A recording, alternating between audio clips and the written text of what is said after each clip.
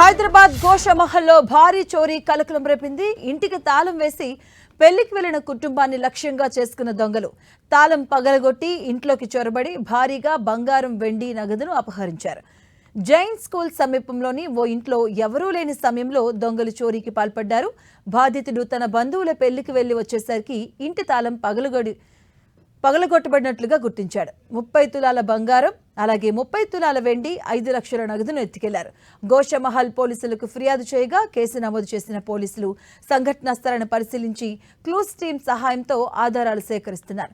CCTV ఫుటేజ్ల ఆధారంగా దొంగల కోసం గాలింపు చర్యలు చేపట్టారు.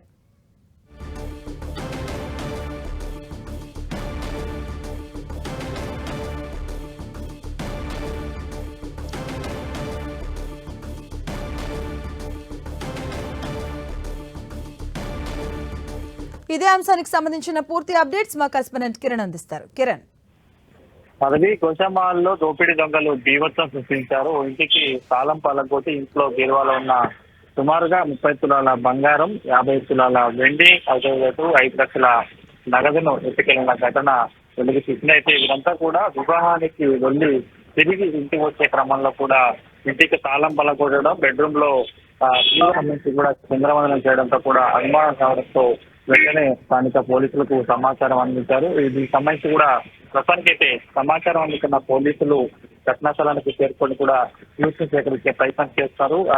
ఇంటికి అంటే గడిచిన 10 రోజులుగా వీరు వివాహాలకు వెళ్ళి వస్తున్నట్టుగా జరుగుతుంది. అయితే దీనికి సంబంధించి కూడా పక్కా పథకం ప్రకారమే ప్లాన్ వేసి దోపిడీ దొంగలు ఇంట్లో ఉన్న నగదును, అదేవిధంగా నగలను కూడా అపహరించినట్టుగా ప్రస్తుతానికైతే సమాచారం ఉంటుంది. ఇక ఎక్కడైతే దోపిడీ చోటు చేసుకున్న ఇంటి ఉందో ఇంటి పక్కన చుట్టుపక్కల సంబంధించిన సీసీటీవీ ఫుటేజ్ ను కూడా పోలీసులు పరిశీలిస్తున్నారు. ప్రస్తుతానికైతే పక్కా పథకం ప్రకారమే తెలిసిన వారే ఈ దారుణానికి ఒడిగట్టు ఉన్నట్టుగా పోలీసులు అనుమానం వ్యక్తం చేస్తున్నారు. ప్రస్తుతానికైతే ఎక్కడైతే దోపిడీ చోటు చేసుకుందో చుట్టుపక్కల సంబంధించిన సీసీటీవీ ఫుటేజ్ ను కూడా పోలీసులు పరిశీలిస్తున్నారు.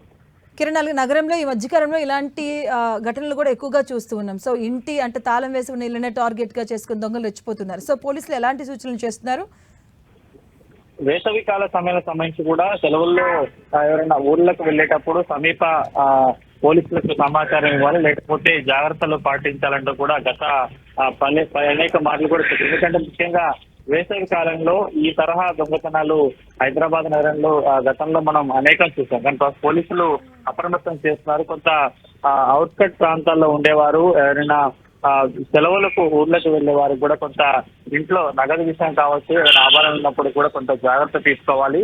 సమీప పోలీసులకు, గస్తీ పోలీసులకు సమాచారం ఇవ్వాలంటూ కూడా సూచించిన పరిస్థితి. కానీ ప్రస్తుతానికైతే గోషామహల్లో ఇంత పెద్ద మొత్తంలో దోపిడీ జరగడం ప్రస్తుతానికైతే కొంత స్థానికంగా కలకలం రేపినట్టుగా చెప్పుకోవాలి.